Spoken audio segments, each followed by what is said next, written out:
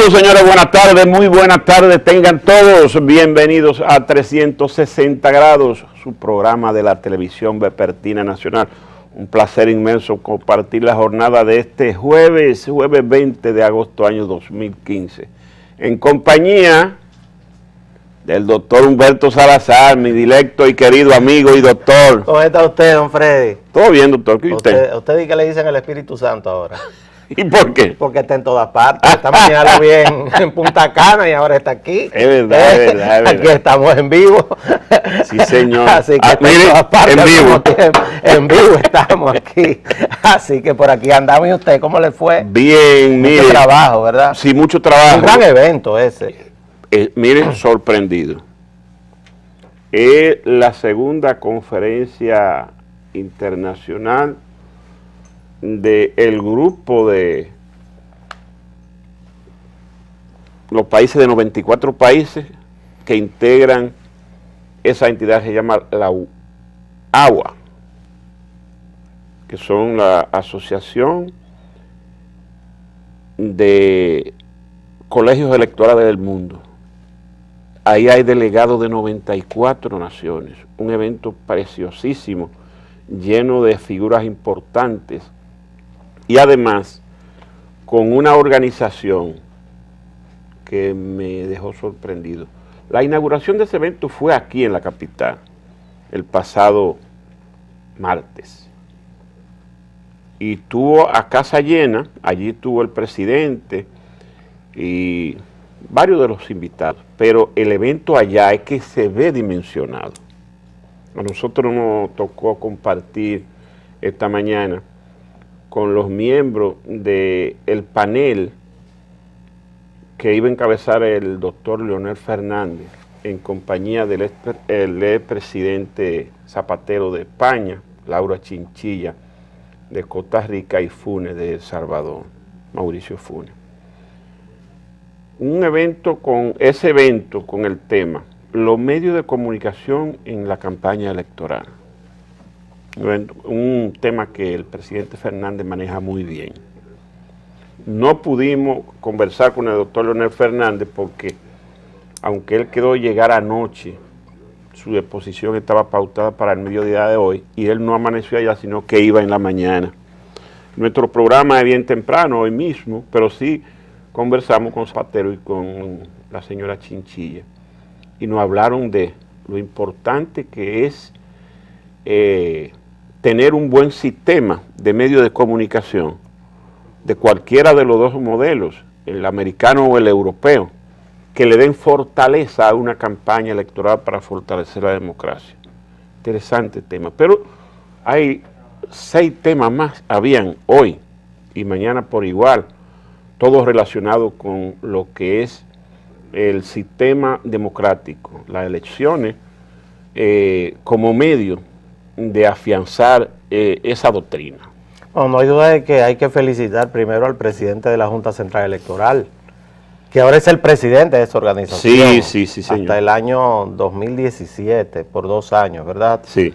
El juez presidente, el presidente de la de la Junta Central Electoral, nuestro buen amigo Roberto Rosario Márquez, que nos distingue con su amistad desde hace mucho tiempo. Y también hay que felicitar al país, porque Roberto Rosario en este caso está representando a la República Dominicana en este foro donde asisten y se reúnen 94 naciones, todas con sistema democrático. Sí, señor. Porque, como son organismos electorales, bueno, la condición sine qua non para que exista un organismo electoral es que haya una democracia relativamente funcional.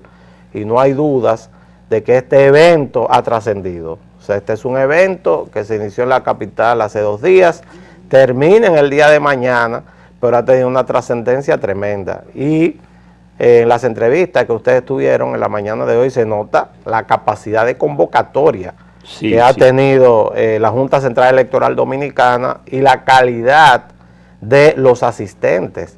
O sea, el expresidente del gobierno de España, José Luis Rodríguez Zapatero, Laura Chinchilla, que hace alrededor de 1 año salió de la presidencia de Costa Rica, o sea, son figuras en sus países, todos expresidentes. Sí, señor. Que son 2 de la enorme cantidad de personalidades que están en este centro de convenciones en Punta Cana, asistiendo a convocatoria del nuevo presidente de esta organización, que es Roberto Rosario Márquez.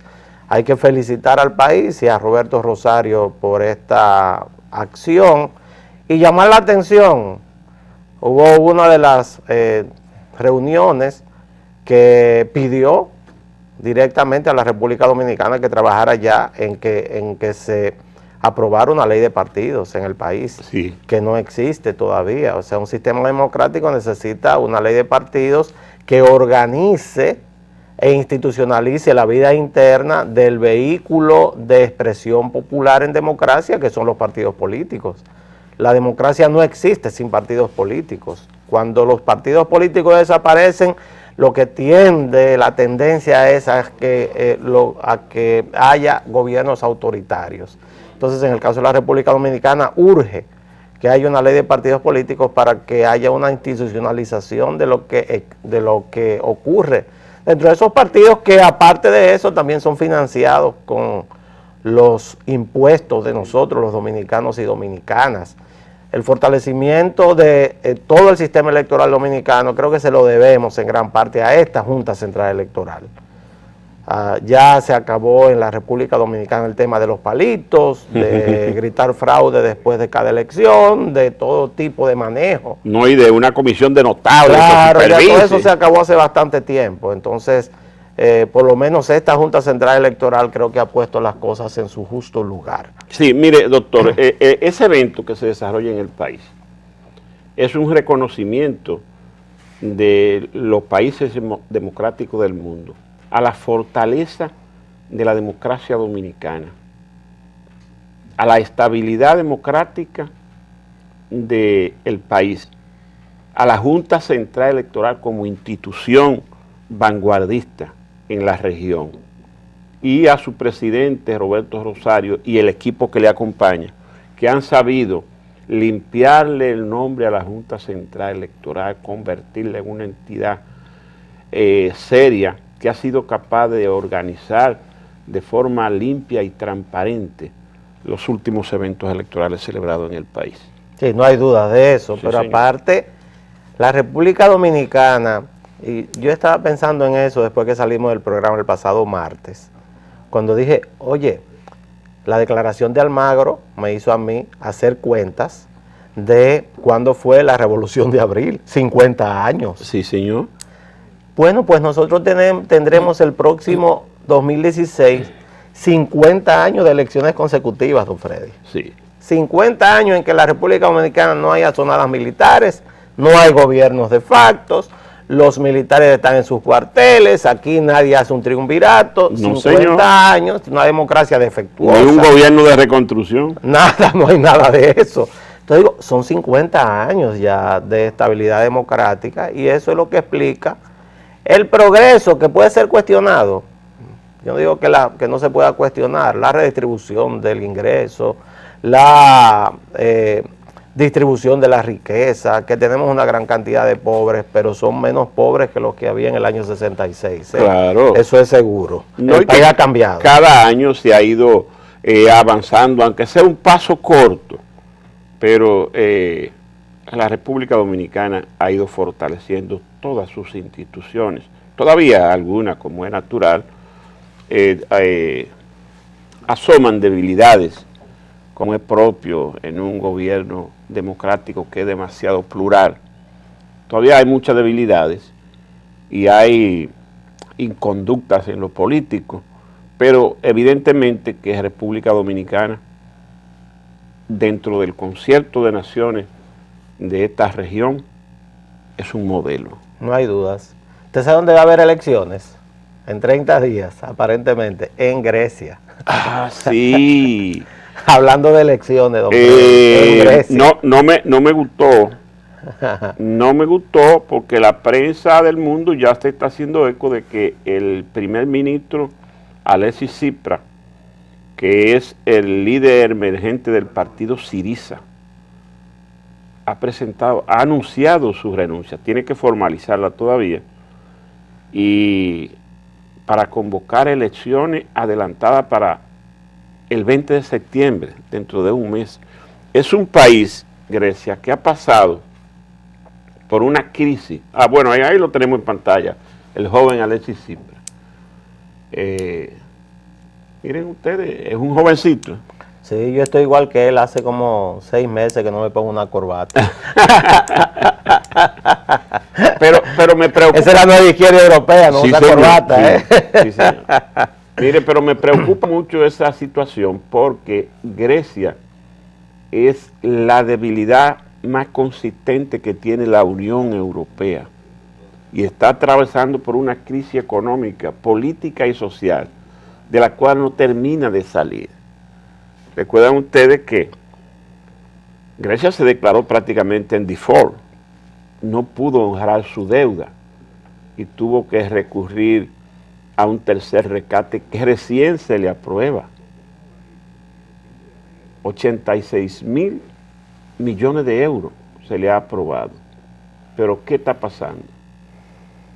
El partido en el poder, que es Syriza, no lo acepta y tiene un bloque parlamentario que no lo aprueba. Entonces eso ha motivado que Alexis Tsipras haya anunciado su renuncia. Lo cierto es que la crisis griega ahora trasladará todo su efecto a un proceso electoral. Esto es típico de los gobiernos parlamentarios, para ver si hacemos entender un poco por qué existen elecciones adelantadas y por qué en Grecia tendrá que haber elecciones en exactamente un mes. Pues Alexis Tsipras, que es la cabeza de un grupo multigrupal, si se puede decir. O sea, es una suma de mucha gente con pensamientos diferentes, pero todos que van desde la extrema izquierda hasta la izquierda moderada. Se planteó un gobierno en contra de la llamada triada de Europa, que es la que maneja todo el tema del aspecto económico de la Unión Europea, encabezado por el Banco Central Europeo, el Fondo Monetario Internacional y el Consejo Europeo. Entonces, esta triada, que fue la motivación de confrontación por donde llegó Syriza, que es el partido de Alexis Tsipras, al gobierno en Grecia, cuando llega Alexis Tsipras al gobierno, bueno, intenta oponerse a un nuevo rescate en Grecia, intenta oponerse a medidas de control de gasto en Grecia. Sin embargo, al final tuvo que ceder, porque Grecia es un país técnicamente quebrado. Sí, sí. Y al ceder, como la mayoría parlamentaria de Syriza es la que sostiene a este primer ministro, se ha dividido el partido, y al dividirse él tiene que validar lo que es su mandato, porque a nivel de diputados en el Congreso griego ha perdido esa mayoría. ¿Cuál es la metodología? Bueno, él anuncia en el día de hoy su dimisión. La dimisión tiene que ser entregada al presidente griego. En Grecia hay un presidente, porque Grecia era un reino hasta la Segunda Guerra Mundial. Entonces en Grecia hay un presidente, pero es un presidente que lo que cumple son una serie de formalidades, igual que el presidente de Francia, por ejemplo, sí, o el rey de España, que es la representación del Estado. Pues el poder real lo tiene el primer ministro, y el primer ministro es electo en elecciones de voto popular. Él tiene que llevar su renuncia, que se dice que la llevará en la mañana del día de mañana viernes, al presidente griego. El presidente griego tiene que convocar a los integrantes del Parlamento, al Partido Conservador, que no tiene mayoría para imponer un primer ministro, y a los extremistas de derecha de Amanecer Dorado, que mucho menos tienen mayoría para imponer un primer ministro. Entonces tendrá que asumir el gobierno uno de los miembros de la Suprema Corte de Justicia por un mes, y en 30 días, o sea, el 20 de septiembre, habrá elecciones en Grecia, donde seguro Alexis Tsipras irá encabezando una boleta como parte de este sistema parlamentario, y tratará de validar lo que es su mandato con una nueva conformación dentro del Parlamento, que se espera que haya ciertos acuerdos con la parte conservadora y entre ellos hagan mayoría. Ahora, no hay dudas de que Grecia, que ya está en el tercer rescate, que recibió en el día de ayer más de 23.000 millones de euros de ese rescate, el tercer rescate griego, que ha provocado un avispero alrededor de Angela Merkel y su coalición de gobierno, porque en Alemania hay una parte importante de los políticos alemanes que están en desacuerdo con que se siga financiando a Grecia, pero en el día de ayer, por ejemplo, Grecia, de esos 23.000 millones de euros, agarró 3.200 millones de euros y lo devolvió al Banco Central Europeo como pago de deuda. Y los alemanes ya se hicieron cargo de más de 20 aeropuertos que fueron privatizados por el gobierno griego. O sea, hay un tema incluso histórico entre esta confrontación entre griegos, alemanes sobre todo, que en un momento determinado Grecia pidió que se le resarcieran los daños que produjo Alemania en la Segunda Guerra Mundial. Hasta eso se está pidiendo. O sea que estamos hablando de un serio problema, pero que no hay dudas, por lo menos es mi opinión, que esto validará un gobierno de coalición mucho más centrado que el que fue electo a través de Syriza. Syriza es un movimiento de personas que protestan como Podemos en España, sí. Como Podemos en España, que son personas que protestan, que son antisistema, y no vemos forma de que un país miembro de la Unión Europea, so pena de que salga del euro, de que salga como miembro de la Unión Europea, pueda sobrevivir en una situación de aislamiento. Creo que probablemente el gobierno lo que ha hecho es que Alexis Tsipras lo ha centrado, lo ha puesto en su lugar, porque hay mucha gente que desde la oposición ofrece una gran cantidad de cosas, pero cuando llega al gobierno no pueden cumplir.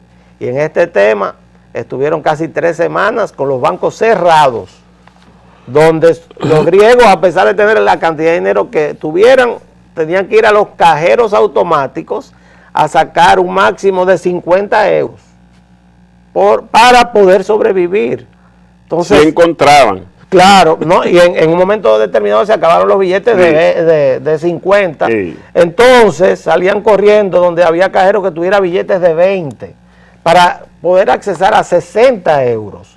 Es una situación de un país de Europa, miembro de la Unión Europea, que es la mayor economía en conjunto del mundo, por encima de los Estados Unidos.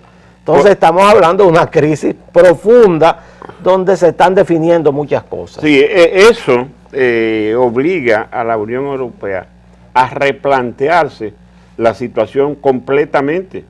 O sea, estamos hablando de que el desembolso de los 86.000 millones de euros se hizo esta semana. Sí, claro. Esta semana se le entregó los aeropuertos a la compañía alemana para su administración. Entonces, todo eso se viene abajo.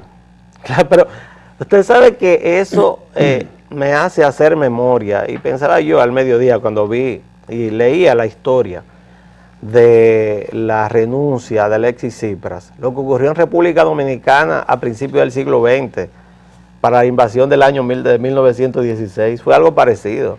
Nosotros teníamos una deuda con holandeses e ingleses, los norteamericanos compraron la deuda, y cuando llegó el momento de pagar, nosotros teníamos un desorden en el país que no podíamos pagar. ¿Qué hicieron? Vinieron, invadieron y agarraron las aduanas. Y al agarrar las aduanas comenzaron a cobrarse la deuda.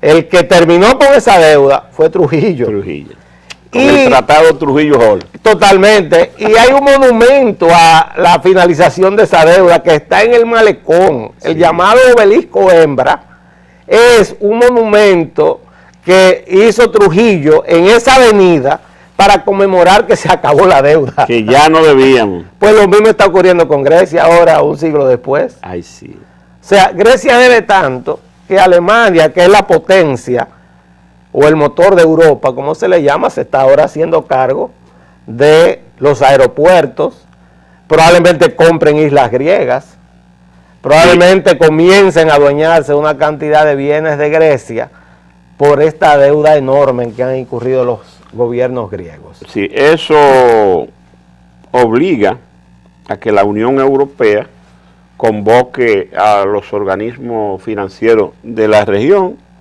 Me imagino que ahí también estará invitado el Fondo Monetario Internacional, el FMI. El jefe ahí en Europa. Sí, el Banco Mundial, el Club de París, todos los organismos financieros y crediticios que tienen que ver con ese tercer rescate, porque fue un pool que se hizo. Es un pool donde el Fondo Monetario Internacional no quiso participar. Exactamente. Entonces, el FMI no quiso participar. Esa nueva situación se crea hoy en Grecia, que afecta a la Unión Europea, como dice el doctor Salazar, es la economía más fuerte del mundo. O sea, se habla de que la primera economía del mundo es la de Estados Unidos, pero es a nivel individual. La segunda economía es la de China, que tiene un deterioro terrible. Y así van colocándose los países en orden individual. Pero cuando se habla de economía fuerte, la de la Unión Europea, la más grande, que son 28 naciones. Claro, la más grande del mundo. Sí, y la rabiza de esas 28, entonces Grecia, que es la única que está en desgracia. No, hay otras que son rabizas. No, la de España ya está en Hungría. Son rabizas también.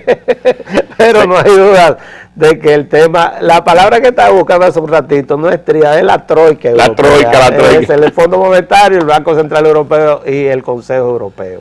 Señores, tenemos que hacer la pausa, a ver los comerciales. De regreso, vamos a hablar del tema haitiano. Hay problemas serios con el transporte de carga en la línea noroeste en Atillo Palma. Unos haitianos violaron una señora y la comunidad le quemó todas las casas a los haitianos y anda detrás de ellos para picarlos. Entonces, doctor Salazar, que tiene un enfoque sobre lo que es el conflicto provocado por los haitianos, lo que está pasando en la frontera con los camioneros. Vamos a oír al doctor Salazar de regreso.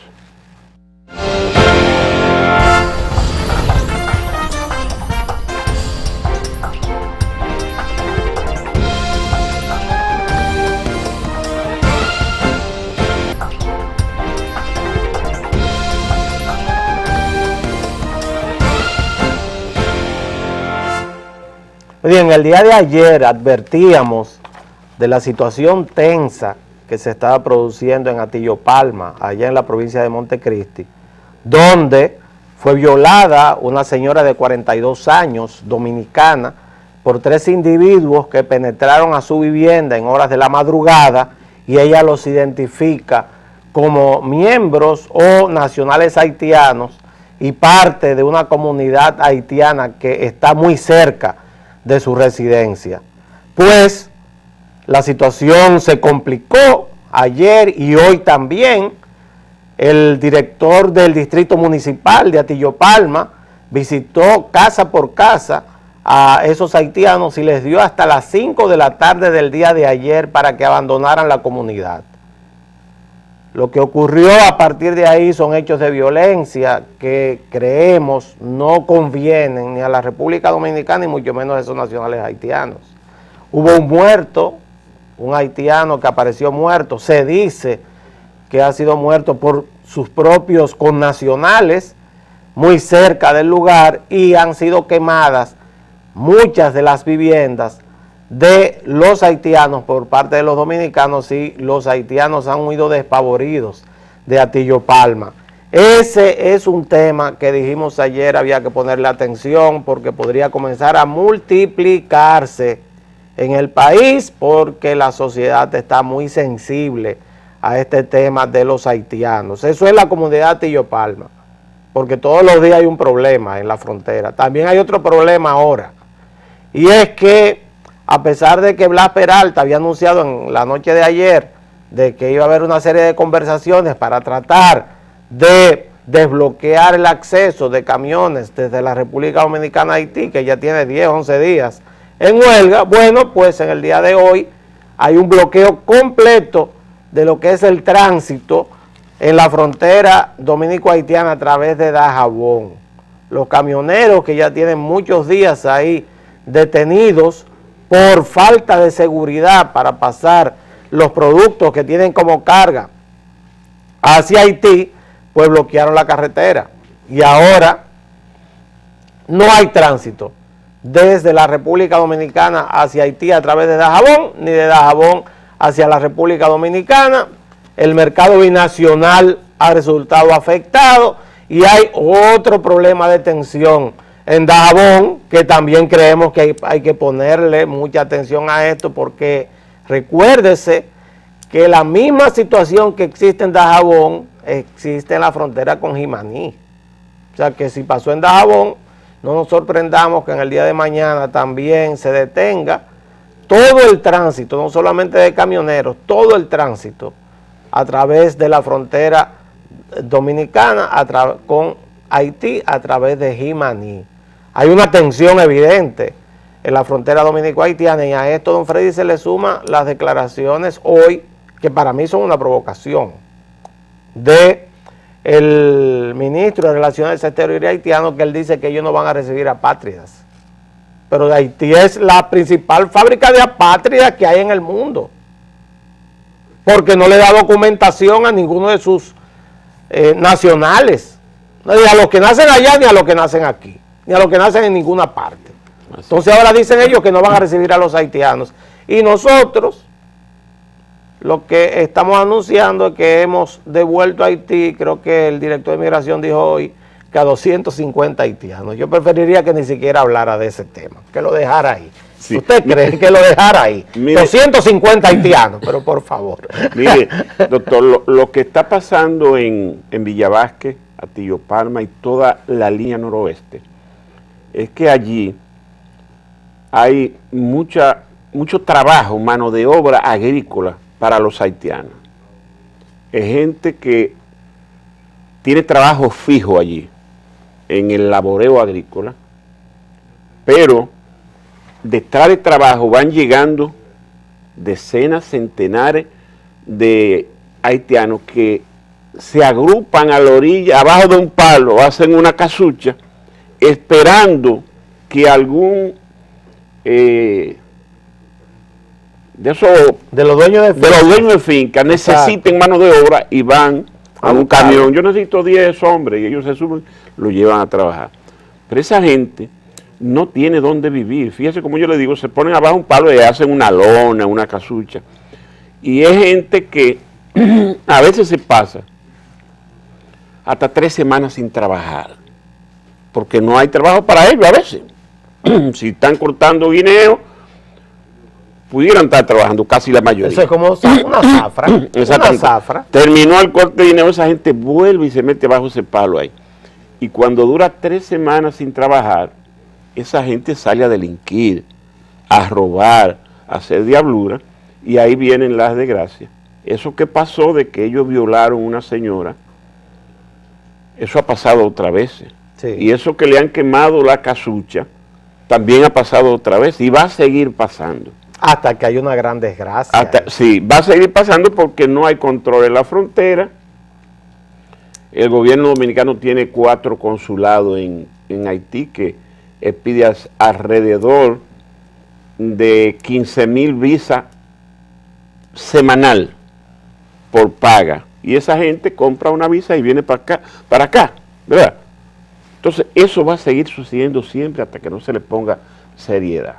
Lo de los camioneros ya es otra cosa. Haití no tiene un sistema de transporte de carga organizado.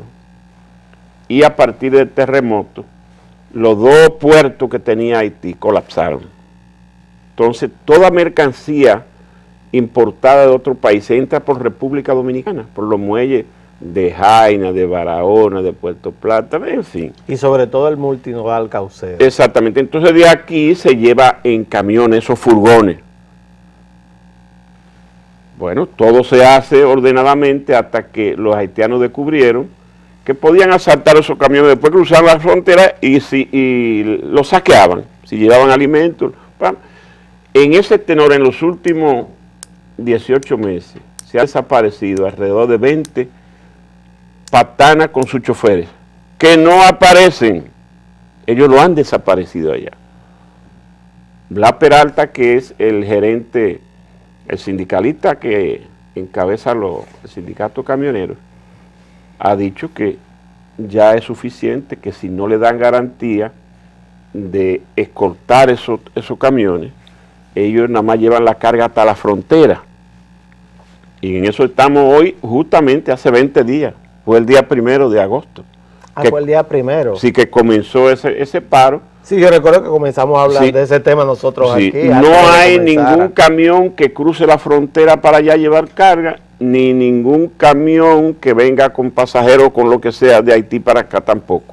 Está cerrado el paso de vehículos por esa situación. Hay dos alternativas.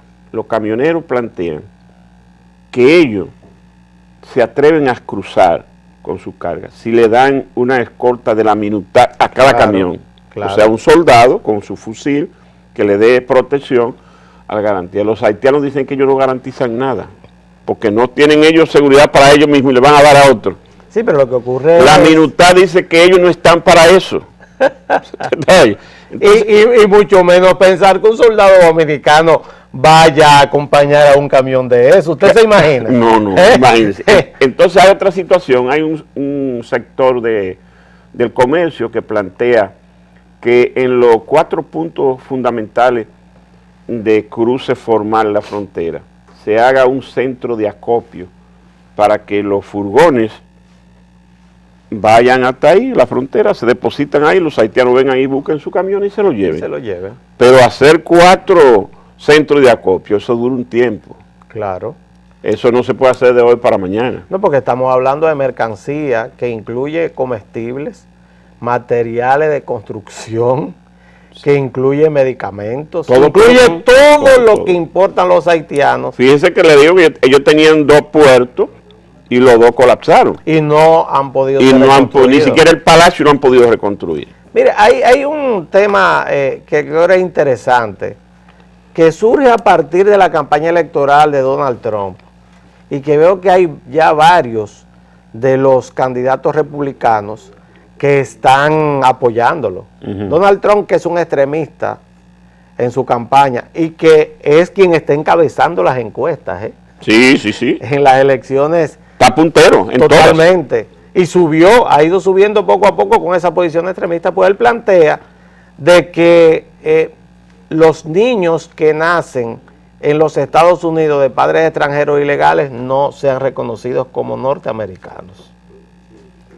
Tuvo una discusión con uno de los presentadores importantes de la cadena Fox. Eso es parte del tema con una señora que tiene que ver con la República Dominicana, porque eso es lo que nos están reclamando a nosotros.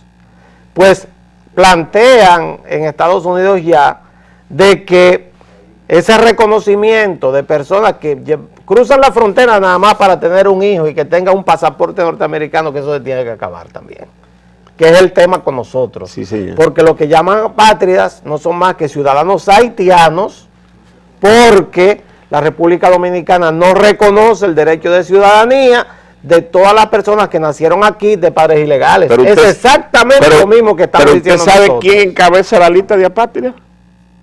Los hijos de haitianas que vienen a parir a los hospitales dominicanos. Claro, que son miles y miles. Son miles, entonces ellos dicen, bueno, esa gente nació allá en República Dominicana, no está registrado aquí, no son nuestros. Sí, lo que pasa es que nosotros, por lo menos desde hace muy poco tiempo, tenemos un libro de extranjería donde se está inscribiendo a estos niños que nacen aquí, pero tiene que reconocerle a ellos también. Claro. Están hablando de un protocolo de repatriación, pero ¿de qué protocolo me están hablando los haitianos? Si ellos son incapaces de dar seguridad para transportar la comida que se comen. Sí. O sea, ¿de qué estamos hablando? De protocolo y diálogo. Y hablando de eso, don Freddy, yo le voy a hacer un llamado a Luis Abinader para que fije posición, porque ayer es el candidato de oposición. Sí. Ayer me senté a mirar todo su discurso y no trató el tema haitiano. Él estuvo en el programa hoy mismo, esta semana, creo que fue el martes, y justamente yo le hice la pregunta. Y la evadió. No fijó posición. Con un argumento. El problema no son los haitianos ilegales, es quién le permitió la entrada. No, ese no es el problema, ese no es el problema. Yo me senté a mirar todo su discurso en la noche de ayer, por curioso y porque tengo la responsabilidad con los televidentes de 360 grados, porque tengo que mirarlo todo, Sí. y evadió el tema haitiano. Para Luis Abinader eso no existe, lo cual me está a mí ratificando lo que se dice en los corrillos políticos, que él se considera el candidato de los americanos. Y si él considera el candidato de los americanos, entonces él asume la posición de las ONG norteamericanas y de una parte de los miembros de la parte que se llama más liberal de los Estados Unidos, de que nosotros tenemos que reconocer a todos esos haitianos. Y yo incluso tengo una sospecha, don Freddy, y usted me perdona. Cuando él habla de refundar el Estado Dominicano, ¿de qué está hablando? De una... Coincide con Almagro. Totalmente, de una sola nación entre las dos. Al final, yo creo que él tiene que aclarar el término, Que lo haga y pronto. Y muy pronto. Señores, gracias por participar con nosotros en esta jornada de hoy, 360 grados. Les esperamos mañana.